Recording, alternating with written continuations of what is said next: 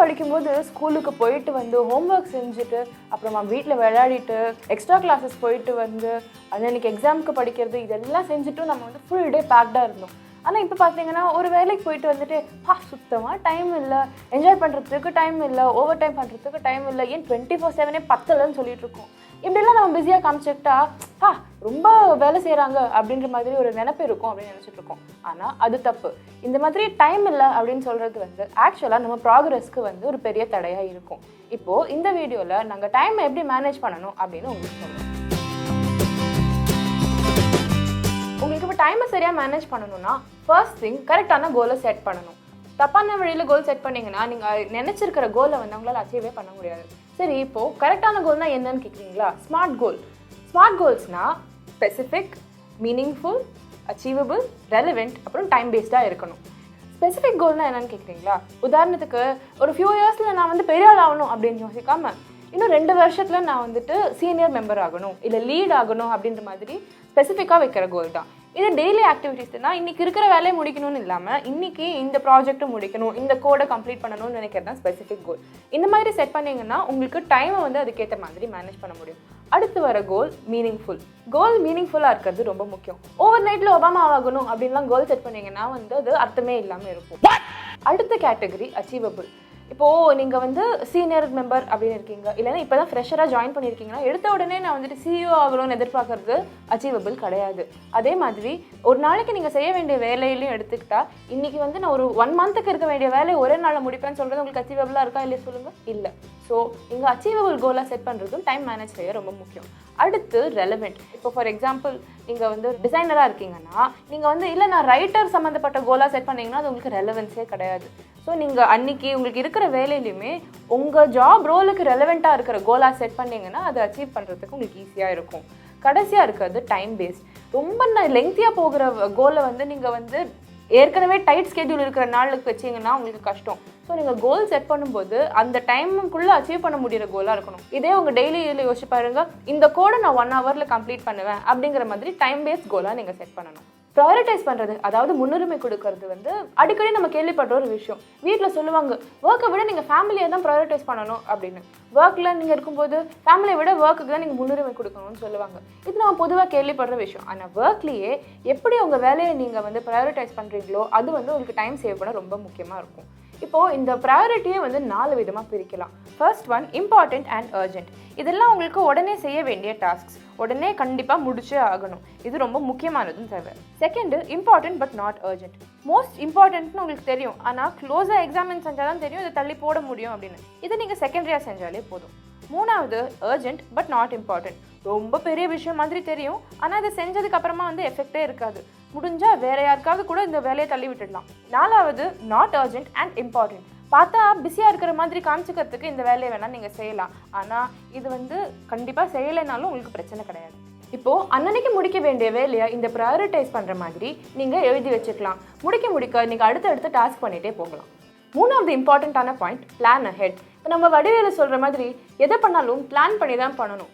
நீங்கள் காலையில் எந்திரிச்ச உடனே ஆஃபீஸ் போகிறதுக்கு எதெல்லாம் பிளான் பண்ணுறீங்க, அன்றைக்கி மதியம் உணவு என்ன எடுத்துகிட்டு போகணும்னு பிளான் பண்ணுறீங்க, ட்ரெஸ் என்ன போட்டுட்டு போகணும்னு பிளான் பண்ணுறீங்க, எவ்வளோ சீக்கிரம் கிளம்பணும்னு பிளான் பண்ணுறீங்க. அப்போது அன்றைக்கி ஒர்க் பிளான் பண்ண மாட்டீங்களா? இது ரொம்ப முக்கியம். ஏன்னா நீங்கள் வேலை செய்ய ஆரம்பிச்ச உடனே இன்றைக்கி என்னெல்லாம் செய்யணும் அப்படின்னு பிளான் பண்ணிங்கன்னா உங்களுக்கு டைமே போயிடும். டைம் மேனேஜ் பண்ணுறதுக்காக பிளான் பண்ண ஆரம்பிச்சிங்கன்னா உங்களுக்கு வந்து நிறைய டைம் சேவ் ஆகும், நிறைய வேலையும் முடிக்க முடியும். பிளான் செய்யறது 2 விதமாக பிரிக்கலாம். உங்கள் பர்சனாலிட்டிக்கு ஏற்ற மாதிரி நீங்கள் எய்தர் முன்னாடி நைட்டு வேலையெல்லாம் முடிச்சதுக்கப்புறமா அடுத்த நாளுக்கு பிளான் பண்ணிட்டு போகலாம், இல்லை அடுத்த நாள் சீக்கிரமாக வந்து நீங்கள் பிளான் செய்யலாம். இந்த பிளானிங்கும் நீங்கள் ப்ரையாரிட்டைஸ் செய்கிற மாதிரி ஒரு ஆர்டரில் வச்சிங்கன்னா உங்களுக்கு அன்றைக்கி ஸ்கெட்யூல் மேனேஜ் பண்ணுறதுக்கு டைம் கரெக்டாக இருக்கும். ஸ்கூல் படிக்கும்போது, காலேஜ் படிக்கும்போது, ஏன் இப்போ வேலை செய்யும்போது கூட ஈஸியாக நமக்கு வர ஒரு விஷயம் என்ன தெரியுமா? டிஸ்ட்ராக்ஷன். 4வது இம்பார்ட்டன்ட் பாயிண்ட் என்னன்னு பார்த்தீங்கன்னா டிஸ்ட்ராக்ட் ஆகக்கூடாது. இதே இப்போ நம்ம வேலை செய்கிற சீக்வன்ஸில் எடுத்து பாருங்கள், ஃபோனை எடுத்து பார்ப்போம், பக்கத்தில் கலீகிட்ட பேசுவோம், இல்லையே நம்ம யோசிச்சுட்டு இருக்கும்போதே வேறு ஏதாவது யோசனை இல்லை நம்ம டிஸ்ட்ராக்ட் ஆயிடுவோம். இதெல்லாம் வந்து தவிர்க்கிறது ரொம்ப முக்கியம். ஏன்னா டிஸ்ட்ராக்ட் ஆகிட்டிங்கன்னா அன்றைக்கி நீங்கள் போட்டு வச்சிருக்கிற ஸ்கெட்யூலில் உங்களுக்கு டைமிங் செட்டே ஆகாது. இப்போது இந்த டிஸ்ட்ராக்ஷன்லாம் தவிர்க்க என்ன செய்யணும்னு கேட்குறீங்களா? ஃபஸ்ட்டு எதெல்லாம் அவங்களை டிஸ்ட்ராக்ட் பண்ணுதுன்னு ஒரு லிஸ்ட்டில் எழுதி வைக்கணும். லிஸ்ட்டில் எழுத ஸ்மார்ட் ஃபோன் யூஸ் பண்ணிங்கன்னா உங்களுக்கு அப்படியே நீங்கள் ஃபேஸ்புக், இன்ஸ்டாகிராம்னு போயிடுவீங்க. அதனால எழுதி வச்சுக்கோங்க. ஃபஸ்ட்டு நீங்கள் என்னெல்லாம் எழுதணும்னா உங்களுக்கு என்னெல்லாம் உங்களுக்கு டிஸ்ட்ராக்ட் செய்யுது. ஒருவேளை உங்கள் கலீகிட் வந்து பேசுகிற மாதிரி இருக்கலாம், இல்லை நீங்கள் சோஷியல் மீடியாலேயே ஃபேஸ்புக், ட்விட்டர்னு பார்க்குறதா இருக்கலாம், இல்லை உங்களுக்கு வேறு ஏதாவது தாட் வரதா இருக்கலாம். ஸோ இப்போ நீங்கள் இந்த 3 லிஸ்ட்டையும் போட்டுக்கிட்டிங்கன்னா அடுத்தது எது எப்படி தவிர்க்கிறது நீங்கள் யோசிக்கலாம். ஃபஸ்ட்டு உங்கள் கலீக் வந்து பேசுகிறாங்கன்னா டெய்லி ஒரு ½ அன் ஹவர் நீங்கள் பிரேக் எடுத்து போய் உங்கள் கலீக் கிட்ட பேசிட்டு வந்து பாருங்கள். நீங்கள் வேலை செய்யும்போது வந்து உங்களுக்கு டிஸ்ட்ராக்ட் பண்ண மாட்டாங்க. ரெண்டாவது சோஷியல் மீடியா. நீங்கள் வேலை செய்கிற ஸ்கெட்யூல்லையே 15 மினிட் பிரேக் எடுத்து நீங்கள் வந்து சோஷியல் மீடியா பார்க்குறதா இருந்தீங்கன்னா உங்களுக்கு நடுவில் வேலை செய்யும்போது என்ன நடக்குது அப்படின்னு பார்க்கணும்னு தோணாது. இல்லைனா உங்கள் ஃபோனை ஏதாவது ஒரு ஷெல்ஃபில் ட்ரா எடுத்து பூட்டி வச்சுருங்க.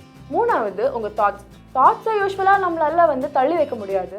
பட் ஃபோக்கஸ்டாக இருக்க நான் என்ன செய்வேன்னா வேலை செய்யும்போது பாட்டு கேட்பேன். பாட்டு கேட்டுக்கிட்டே வேலை செஞ்சால் ஃபோக்கஸ் நல்லாயிருக்கும், டிஸ்ட்ராக்ஷன் ரொம்ப கம்மியாகும். இதை ட்ரை பண்ணி பாருங்கள், உங்களுக்கு டைம் கண்டிப்பாக நிறையா சேவ் ஆகும்.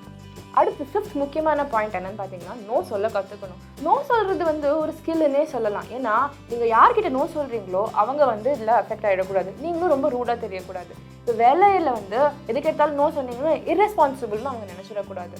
இப்போ இந்த நோ சொல்கிறது ஏன் முக்கியம்னு கேட்குறீங்கன்னா நீங்கள் வந்து டெய்லி பிளான் பண்ணும்போது இந்த டைமுக்குள்ளே வேலையெல்லாம் முடிக்கணும்னு யோசிச்சு வச்சுருப்பீங்க. எக்ஸ்ட்ரா புதுசாக உங்களுக்கு ஒரு வேலை கொடுத்தாங்கன்னா நீங்கள் கண்டிப்பாக நோ சொல்லணும். ஏன்னா உங்களுக்கு அன்றைக்கி இது முடிக்கிறதுக்கு சான்ஸே இருந்திருக்காது.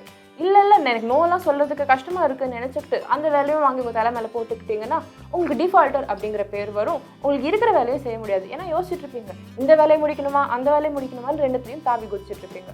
அதனால நோ சொல்கிறது ரொம்ப முக்கியம். இப்போ இன்னொரு ரீசனுக்கு நீங்கள் உங்களுக்கு வேலையை நோ சொல்லுறீங்க. என்னென்னா உங்களுக்கு வேலை தெரியாது.